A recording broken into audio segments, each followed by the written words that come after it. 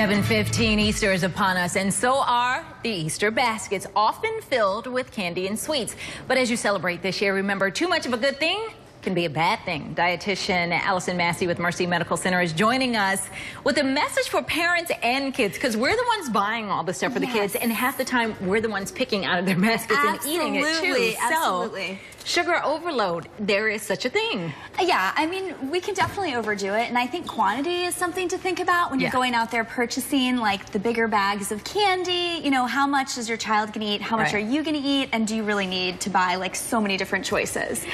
I know from my daughter's Easter basket, we put toys and other things in it to try to take away from the amount of candy that goes in it. So that's a good alternative. Absolutely. And I also think, like, putting healthy snacks that they could add to their school lunches is also a good idea. So, you know, the Lara bars, they have the little mini, it's, you know, dried fruit bar. Or even in the Easter eggs, you can think about filling them with other things besides candy. So nuts, trail mix, yogurt-covered pretzels, you know, things of that nature. So it's a little bit more variety and less sugar. It's funny, though, that they're conditioned to think. I was just telling my 3-year-old thinks of this as chocolate Easter bunnies because that's what she sees. All right, so let's talk about jelly beans, though, because that's a big one for Easter baskets. But there's a specific medical condition that can be triggered by too many jelly beans. Absolutely, and it's licorice. So when people overdo it with licorice, now this is very, very rare, they can actually become sick. So it can cause hypertension and actually low potassium levels. So the specific case that, you know, where someone got very ill, they were eating a lot of licorice,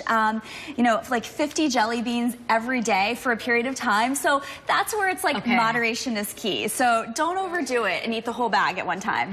All right, and when we say moderation, what does that mean? You can have a little bit of candy every day. You can have a little bit of candy every other day. Yeah, I think we probably don't need to be eating this much sugar every single day. So, you know, maybe 1 or 2 times a week, you know, you set up where your child's picking out a treat to include, you know, after a meal or as part of their dessert.